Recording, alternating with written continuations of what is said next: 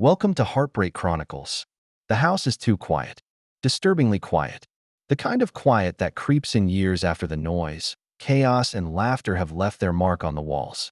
Daniel stood in the kitchen, tapping his fingers on the marble countertop, staring at the coffee mug in the sink, his thoughts drifting off into the distance. Melissa went out shopping for what she said were only daily necessities. But knowing her personality, she's sure to bring back some home decor or buy him a little gift. She's always like that. She seems thoughtful on the surface. They had been married for 24 years and 11 months, and in a month's time, they would be celebrating their 25th wedding anniversary. A quarter of a century. The idea struck him more than he expected. It seemed like just yesterday that he was fiddling with the ring in his pocket, trying to come up with a proposal that wouldn't make a fool of himself. And now that the two kids are grown and away from home, the house suddenly feels a lot bigger than it used to. Rebecca is in her final year of college, and Michael is just starting his sophomore year. It's weird not having them around. The house used to be vibrant, with Michael blasting deafening music in his room, Rebecca and Melissa arguing about curfew times, and the constant clamor brought on by the constant visits of friends. Now, most of the time it was just him and Melissa, and when she went out like she was doing now, it was just him. Daniel doesn't think he should stay in bed. Melissa would probably laugh at him if she saw him as he was now, slouching in bed like a retired old man until morning. He reached for the bottle of vitamins on the nightstand, opened the cap, and poured a capsule into his hand. But instead of landing in his palm, the pill bounced off the edge of the table, fell to the floor, and then rolled right under the bed. Sighing, Daniel whispers a few curses and gets down on his knees to find it. It was much darker under the bed than he'd expected, and there was a faint smell of dust that he hadn't noticed before. He groped blindly, his fingers coming across some scattered lint and an old sock that Michael had probably left behind before he went off to college. Then his fingers touched something else, thin, wrinkled, and completely out of place. He pulled it out and stared at it for a moment, his stomach sinking when he realized what it was. A condom wrapper. For a moment, Daniel's mind went blank. He just sat there on the floor with this thing in his hand, as if it was some sort of alien creation. His first thought was confusion. Who would? No one's ever been here. No guests, no parties, nothing. For the past 3 months, it's just been him and Melissa in this house. Then another thought hit him, making his chest tighten. After Emily was born, he had a vasectomy. They decided that 2 children were enough, and he underwent the surgery without hesitation. So why was there a condom wrapper under their bed? It was then that an idea he didn't want to accept crept in. Melissa is cheating. Anger churned through him, searing and sharp, but he forced it down. What's he gonna do? Rushing up to Melissa as soon as she gets home, waving the condom bag around like that's some kind of conclusive evidence? That won't get us anywhere. She would deny it, or worse, accuse him in turn. No, he needed more evidence than this plastic bag to confirm her. He stood up, pulled on his jeans and t-shirt, and grabbed his keys. The house was suffocating him now, and every corner was becoming suspicious.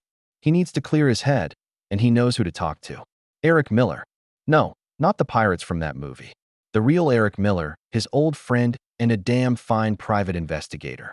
He got the nickname while serving in the Navy, and it stuck with him even after he switched to being a street detective.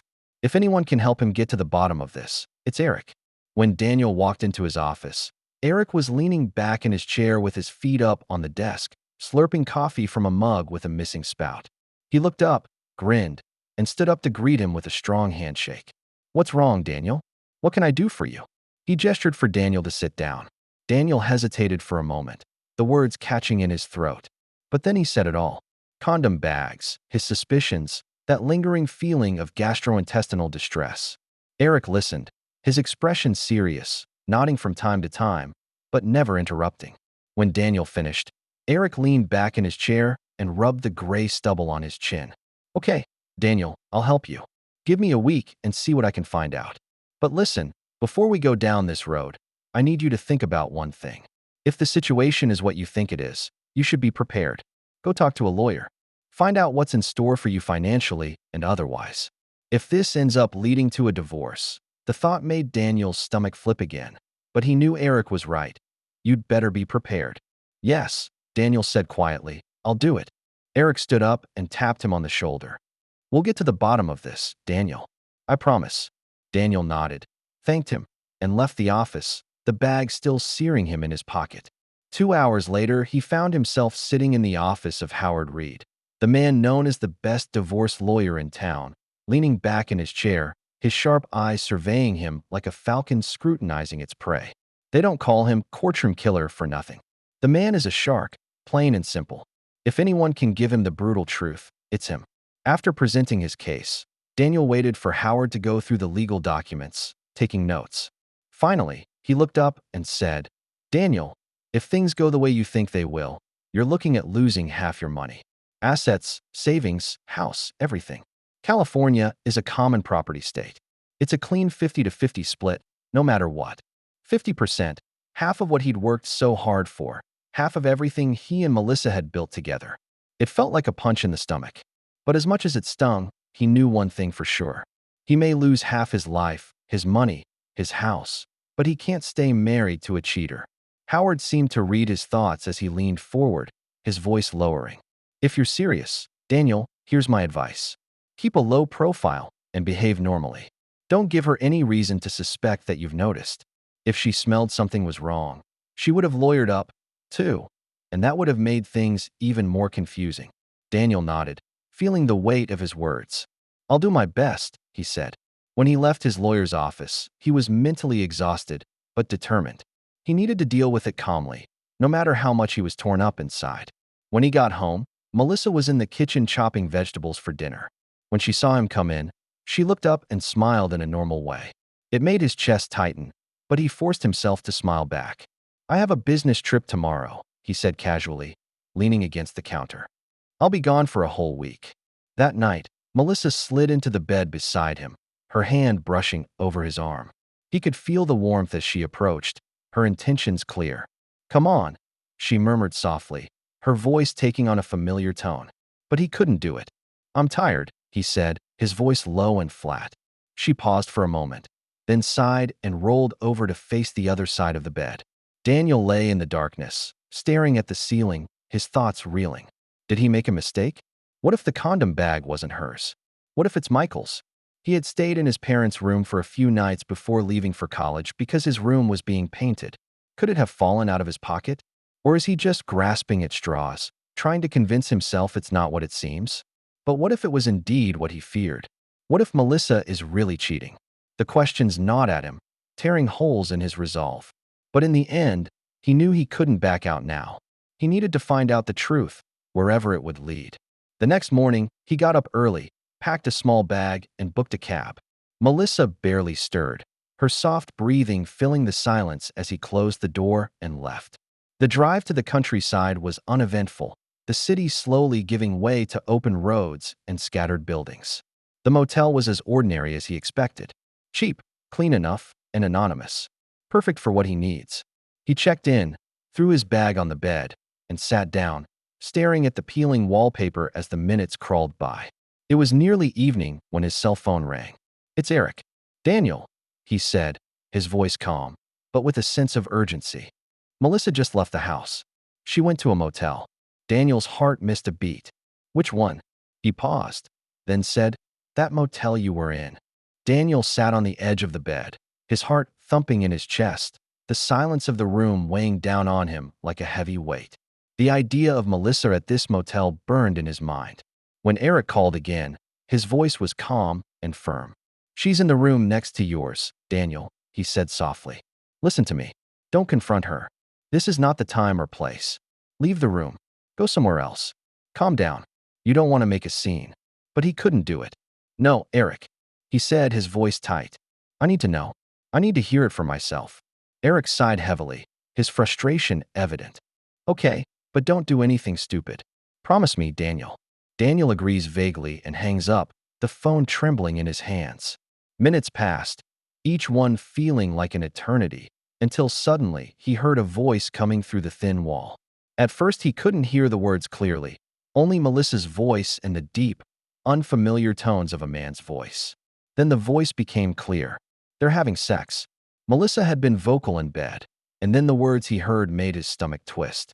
"I don't know why you're still with him," the man said, his voice dripping with contempt. "The guy's old and over the hill. He can't please you, can he? Melissa's voice then came, panting and filled with feelings Daniel could no longer recognize. "No, he can't," she said, her words cutting into him like razor blades. "You're the best I've met lately. He's too old now." The man laughed, a cruel, mocking sound.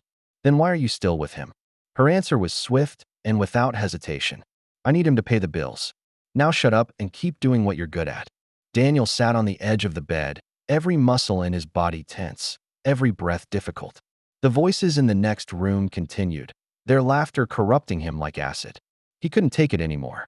He stood up and clenched his fists, ready to burst through the door to end this nightmare. But before he could take a step, the door to his room opened and Eric walked in, his expression serious.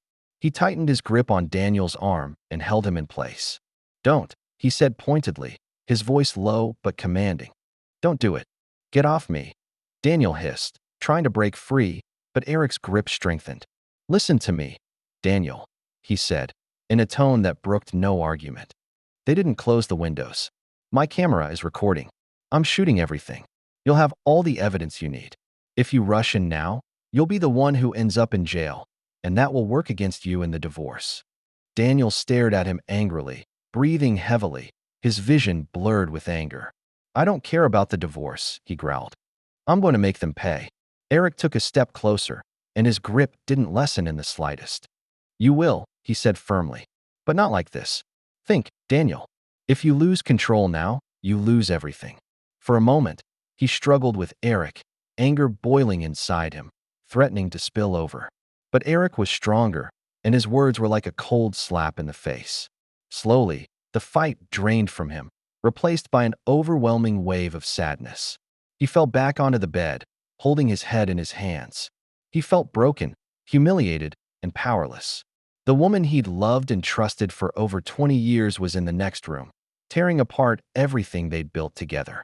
After a long silence, he stood up, his jaw taut, his fists still shaking. "I will have my revenge," he said, his voice low and steady, though each word burned like fire. "She may take my assets, but I will destroy her, just like she destroyed my marriage and my trust."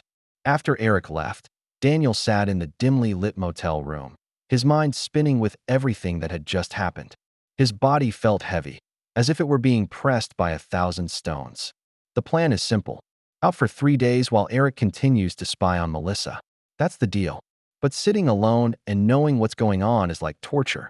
By the time Eric called later that night, Daniel was pacing the room, his fists clenching and unclenching, repeating her words over and over in his head. Eric's voice on the other end of the line was calm and organized, as if he was trying to keep him calm. "She left the motel with that man," Eric said. "I've identified him. His name is Jason Smith. It's her coworker." Daniel didn't speak for a moment, his throat dry and tight. Jason Smith, the name meant nothing to him, but the fact that she was with someone from the office stung more than he expected.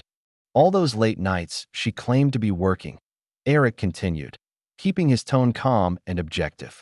"I'll keep watching. Now, just stay where you are, like we agreed. You don't want to take any action until we have everything we need." Daniel hung up with barely a response. The next few hours were torturous, every second ticking of the clock reminding her of what she was doing and who she was with. Eric called again the next day. His updates are brief, clinical, but each word feels like a punch in the gut. "She's been at Jason's place with him. It's the same pattern. Meet after work and stay late. I have enough footage to make a case." Daniel stays silent, holding onto the phone. "She's sleeping with him every day," Eric said, his voice steady, though there was hesitation in his tone. "She was doing this at Jason's house before she came home." Daniel's anger was growing, but he knew he needed to keep it under control. He needs a plan, one that will not only cost Melissa, but one that she will remember forever. "Eric," he finally spoke, his voice quiet but full of determination. "I need you to keep track. I want to know every move she makes, every meeting, every lie. I'm going to have enough evidence to get her nowhere." Eric paused on the other end of the line. "What are you thinking, Daniel?" "I'm going to expose her at our anniversary party," Daniel replied, his voice so calm it was disturbing. "I'm going to show everyone her true colors. It's a risky plan, Daniel, but if it's what you want, I'll help you." Over the next few days, Daniel cautiously begins to plot his revenge. It's not just about divorce or exposing Melissa's infidelity. It's about making her feel the pain of betrayal and making her lose her dignity in front of everyone, just as she did to him. He met with Howard and Eric in Howard's office. The atmosphere was heavy, the blinds drawn, and the room smelled faintly of leather and coffee. Howard leaned back in his chair, fingers crossed, while Eric stood by the window, arms crossed. "So we're sticking to the plan," Howard said, his voice firm and direct. "Daniel, you go home, stay calm, and don't let her suspect anything. Eric has gathered enough evidence, but the smarter we play this game, the stronger your case will be." Eric nodded in agreement. "You have to act normal, Daniel. Don't confrontation, don't miss.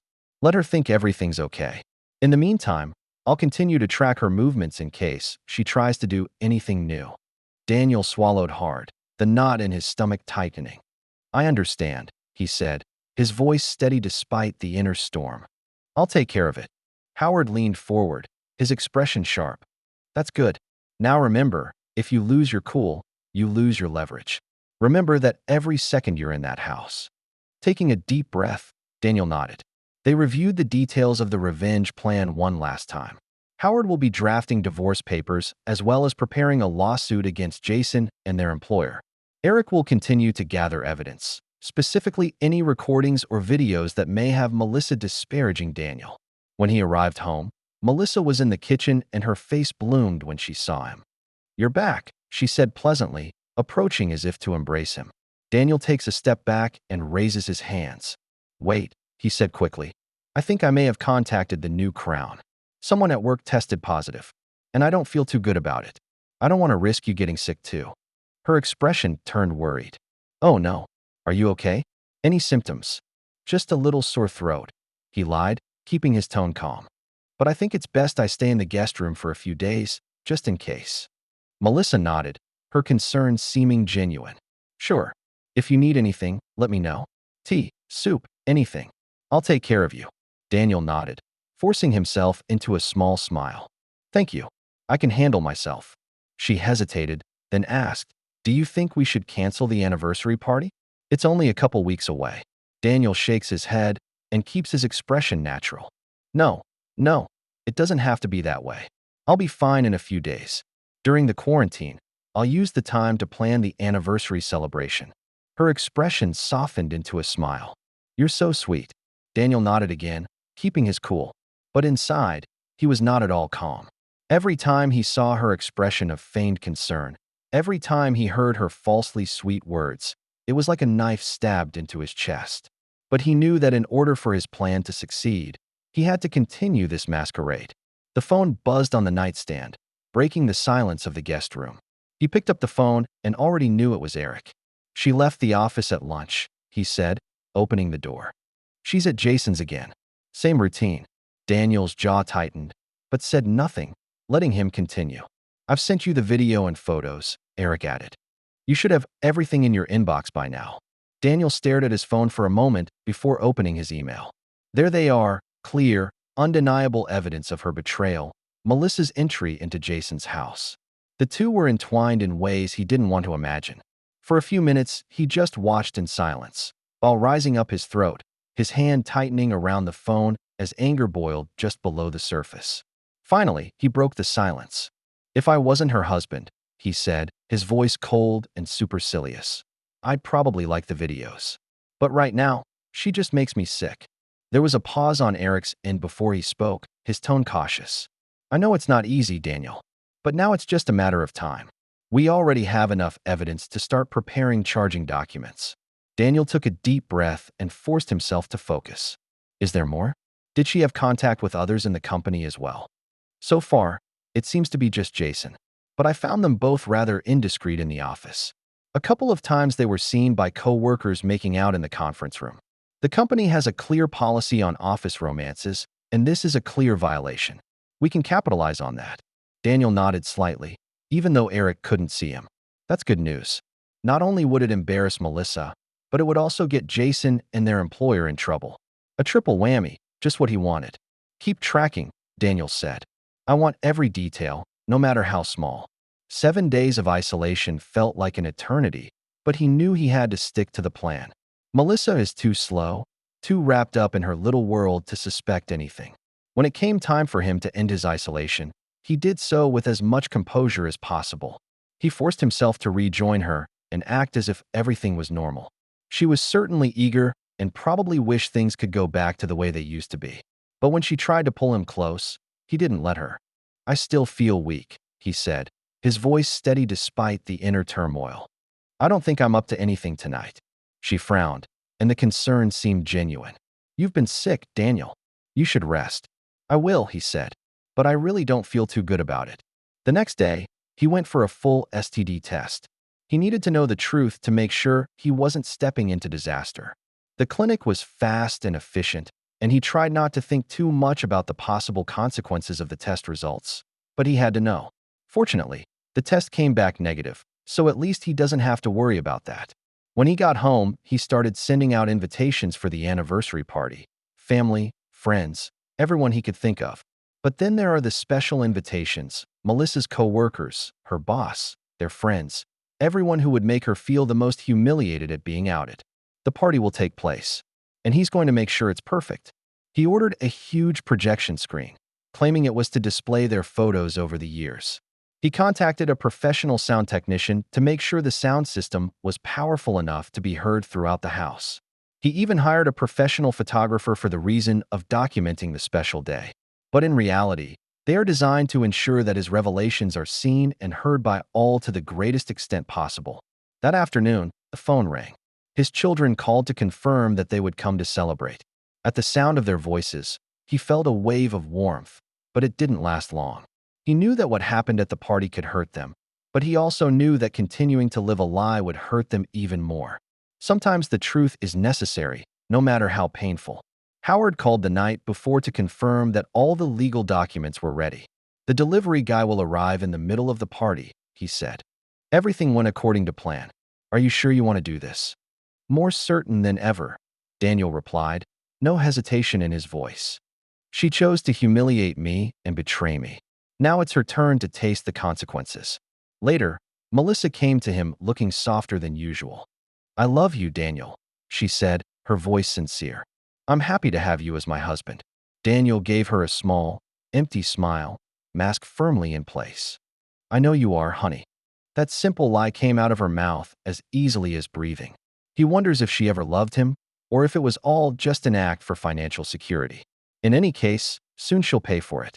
The day before the anniversary, he met with Eric and Howard one last time to confirm all the details. Eric has edited a short but powerful video containing several key clips of Melissa and Jason together, especially the one where she disparages Daniel. Howard has prepared 3 sets of legal documents: divorce papers, lawsuit papers against Jason, and a complaint against their employer. Everything is in place. When he got home that night, Melissa was busy making final preparations for the next day's party. She looks happy, excited, and completely unaware of the coming storm.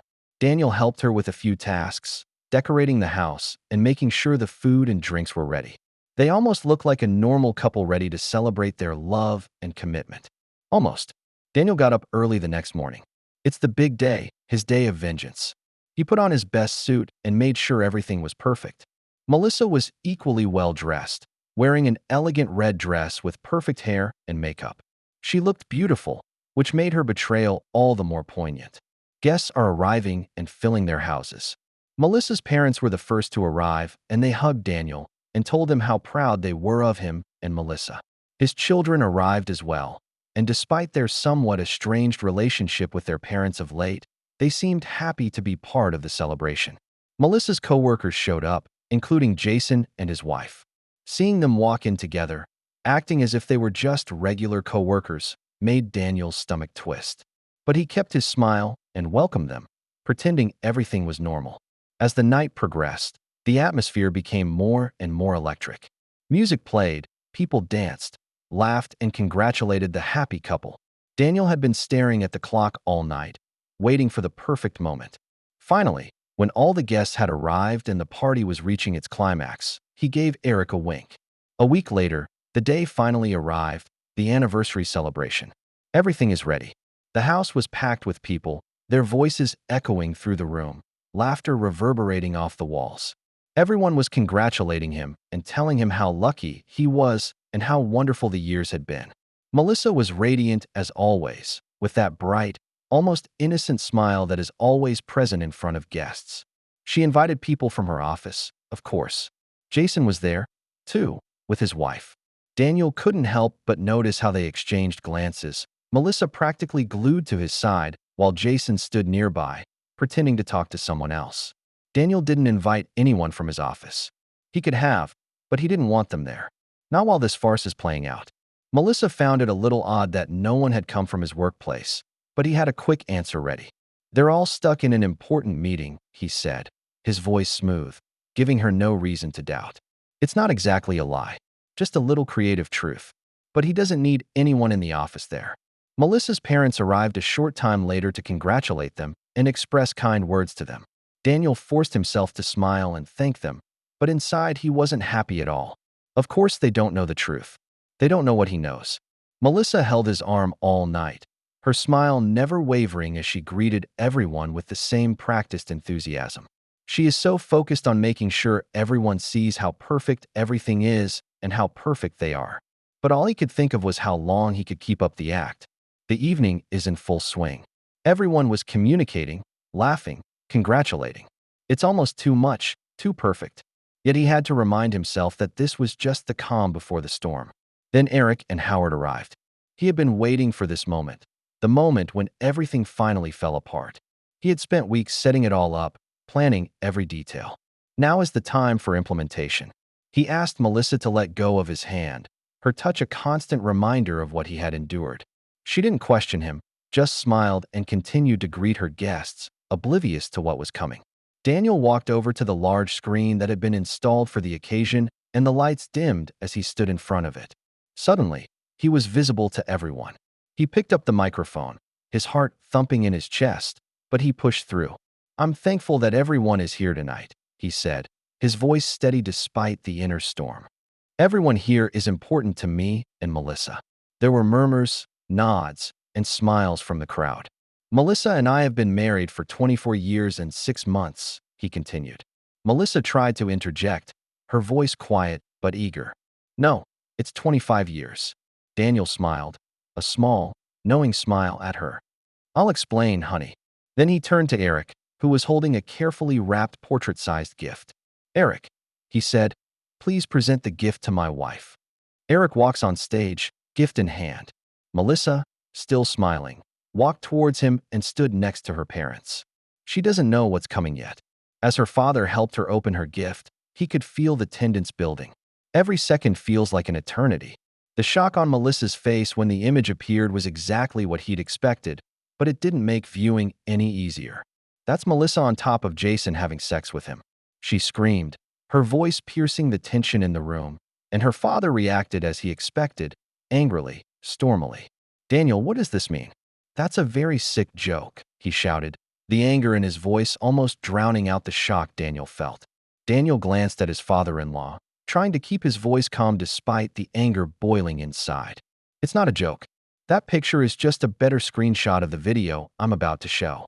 The pictures were just the beginning, and he was ready for that. Eric moved to the console, and he could hear the clicking of buttons before the video filled the big screen. Melissa is on top of Jason, and what she says in the video echoes through the room, her voice almost unrecognizable. "I keep him just to pay the bills." The impact of those words was like a punch in the stomach, but he'd heard it before, so it didn't hurt at all this time. The silence that followed was heavy and suffocating. He could feel every eye in the room on him, but he didn't flinch. A man in a black suit suddenly appears, his calmness only adding to the surreal feel of the scene. He moved with purpose, not even glancing at Melissa, whose face was still contorted with shock. He walked up to her, with a steady pace, and handed her a manila envelope with one simple sentence. "Mrs. Miller, you have been served with legal papers." Melissa froze, her hand instinctively reaching for the envelope, but she didn't open it. Her eyes scanned back and forth between the man and Daniel, confusion and anger swirling around her face. She opened her mouth to speak, but the words caught in her throat. Without hesitation, the man turned and walked past her to Jason, who stood stiffly, his expression a mixture of surprise and guilt, as the man in the black suit handed him another envelope and said in a smooth voice, "Mr. Smith, you have been served with legal papers." Jason's eyes widened as he took the envelope, glancing nervously at Melissa, who was still processing everything. But before he could say anything, the man moved on as if he had done this hundreds of times before. Next, the man walks over to the CEO. The room seemed to shrink as he approached, his footsteps echoing off the walls. He handed the envelope to the CEO, the same words slipping from his lips. "Mr. Thompson, you have been served with legal papers." The CEO, a man Daniel respected not long ago, frowned and took the envelope, his face turning pale as he processed the situation. "What is it?" he asked, his voice shaking slightly. But the man didn't answer and turned away, leaving the room as quickly as he had entered. "Mr. Thompson," Daniel began, meeting the CEO's gaze, his words slow and methodical. "This is a lawsuit for failure to enforce the company's code of ethics. Your employees go out at lunchtime and go home to engage in immoral sexual behavior." The room was quiet as everyone processed the unfolding events. Daniel could see Thompson's face contort with confusion and anger, but he didn't care. He played his part in this betrayal. He turns to Jason, the man who not only broke his trust but destroyed his marriage. "Mr. Smith, you have been indicted for emotional alienation and destruction of my marriage." He could hear the words echoing through the room, their sting hitting the target hard. But then his eyes turned to Melissa. Daniel swallowed hard, but he didn't let himself falter. She was the one who hurt him the most, choosing this path and destroying everything they had built together. "And Melissa, you've just been served with divorce papers." Her eyes were wide open now, her lips quivering. But Daniel isn't done yet. He had to set the record straight. He had to make her understand. "I said before that we had been married for 24 years and 6 months. Yes, it's true. But the truth is, our marriage died the day you went out and slept with this guy." Those words tasted bitter. But they are the truth, and he will not whitewash it. "Based on our investigation, we know this started 6 months ago." He saw the flicker of guilt and anger in her eyes, but he wasn't in the country. She had made her choice. Now it was his turn to make his.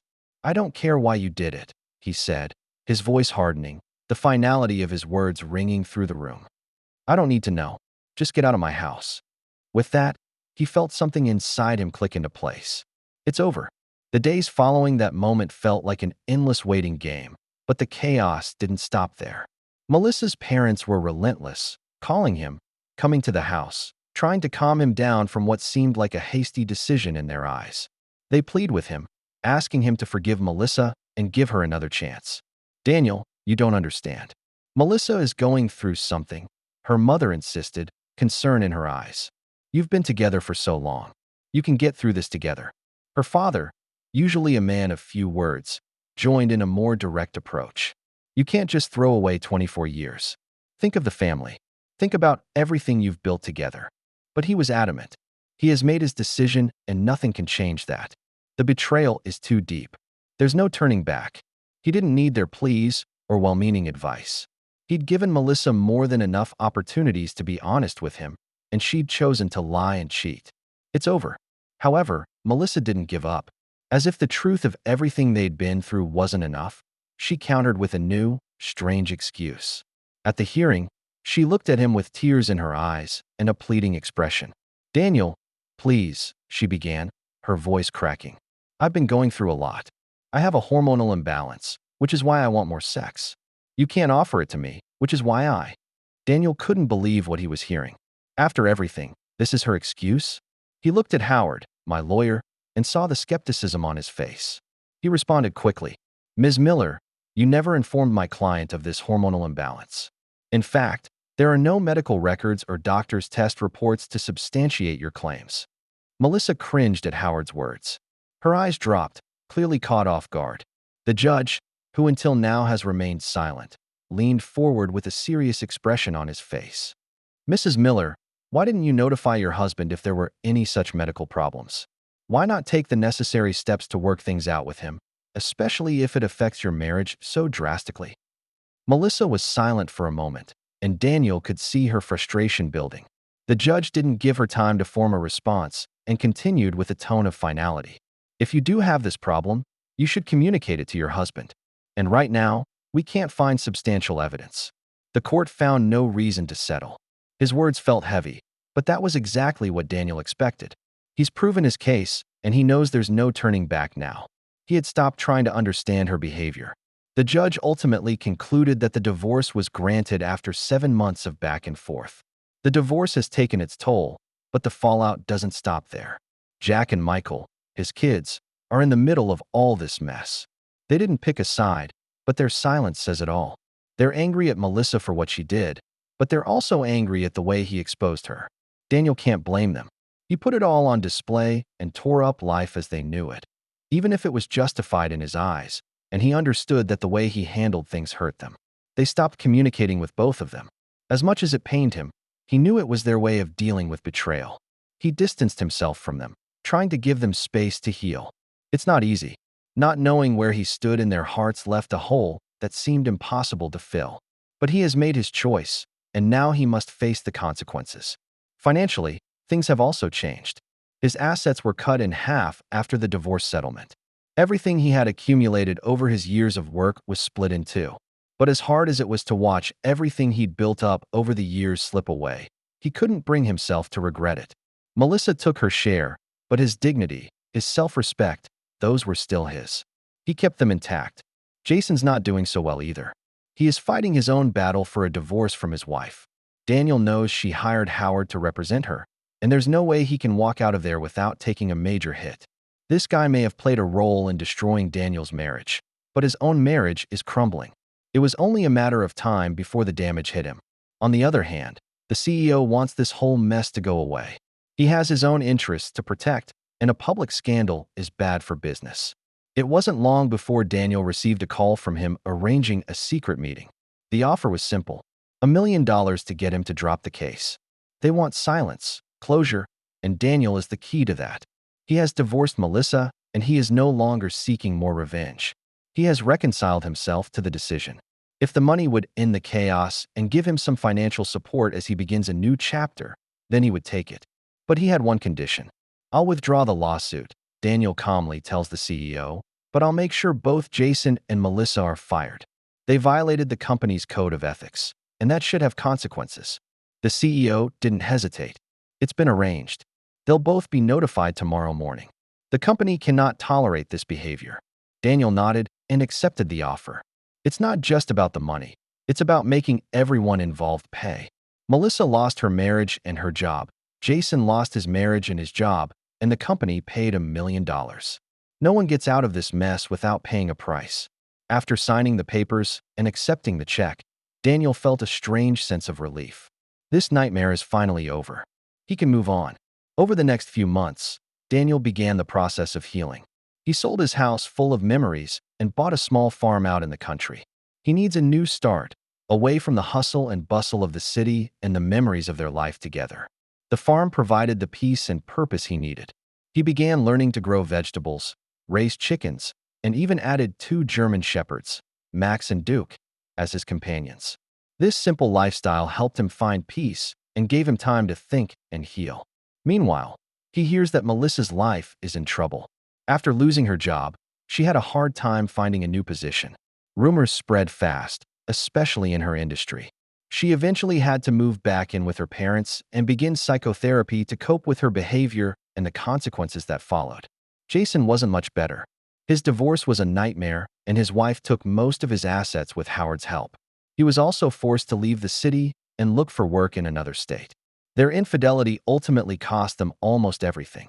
3 years later, Daniel sits on the porch of his small farm and watches the sun sink into the horizon and the colors flow across the sky in a view that only the countryside can provide. Fresh air. The world felt quieter here, a serenity he'd craved for years. He was surrounded by his animals. Both German shepherds, Max and Duke, are loyal and protective, their eyes always watching as if to make sure no one or anything can hurt him again. They are more than just pets. They were his companions, a constant reminder that he was not alone here. The farm itself was small, nothing extravagant, but it was his. Over the past year, he has learned to live here, feeding the chickens, tilling the land, repairing fences, and finding satisfaction in the simple repetitive tasks that make up his day. It was a different life than the one he had left, but it was the one he needed. He had found a sense of purpose here that had been missing for a long time, something grounding. There's a rhythm here, the animals, the land, the seasons. He has stopped rushing. It was as if time flowed more slowly here, and he had learned to appreciate every moment of it. Even more surprisingly, his children began to visit again. Rebecca and Michael, two people he thought lost forever, have come into his life. It wasn't easy, and it was still awkward at times, but he could see the walls between them coming down. They're older now, with their own lives and their own battles, but each visit feels like progress. They talk about the farm, about life, about things that aren't as heavy as they used to be. He's not trying to fix anything anymore. He was just there when they needed him. On a recent visit, Rebecca mentioned Melissa. "Mom's not doing so well," she said softly, with mixed emotions in her voice. "She's still in treatment. The doctor said she has some deep-seated issues that need to be addressed." Daniel just nodded without expressing sympathy or satisfaction. That's not his fight anymore. "How are you and Michael doing? This must be very hard for you guys." Rebecca shrugged. "We're adapting. It's hard, but we're learning to understand. Not forgiveness, but understanding." That's the best Daniel could hope for. His children are healing on their own path, finding their own way to deal with the breakdown of their parents' marriage. As for Melissa, well, he had learned through hearsay that she was now living with her parents. As far as he knew, she was in therapy trying to work out what had happened. He didn't expect things to be easy for her. She was facing her demons, and even after everything, he couldn't help but feel a twinge of sympathy for her. It's not his problem anymore, but it's hard to completely cut ties with people he once cared about. However, he is not bitter about it. He's no longer angry. He's let go of all those. In this quiet place, he learns that clinging to anger only gets you linked to the past. And he's not living in the past anymore. He had moved on, and for the first time in years, he was really happy. He wakes up to the sound of birds, the wind in the leaves, and occasionally the barking of his dog as he chases something. He has everything he needs here: dignity, peace, and a home that is truly his. A few days ago, he received a letter from Melissa. She wrote that she was sorry, that she had realized how horrible what she had done was, and that she hoped Daniel would forgive her. He tore the letters into pieces and let the wind carry them away. He has gained his revenge, and he has moved on. There is no need for forgiveness, no need for reconciliation. Sometimes it's best to let the past go with the wind. In the silence of the farm, Daniel finally finds his own peace. Revenge is indeed sweet, but the real victory is rediscovering yourself and building a new and better life. He had feared that the loss of half of his assets would hurt him, but in reality, he found himself with more than ever. True wealth is not found in a bank account, but in being able to look yourself in the mirror and know that you are doing the right thing. His revenge reshaped not only his marriage, but his entire worldview. Sometimes destruction is a necessary precondition for creation. His world had crumbled, but out of the rubble, he built a stronger, more authentic life. As night fell, Daniel stood on his porch and looked up at the stars. Each star is a possibility, a promise of the future. He had thought that 25 years of marriage was the end of his life, but now he knew it was just another beginning. That's the end of today's story. For more captivating tales, hit subscribe and never miss an episode.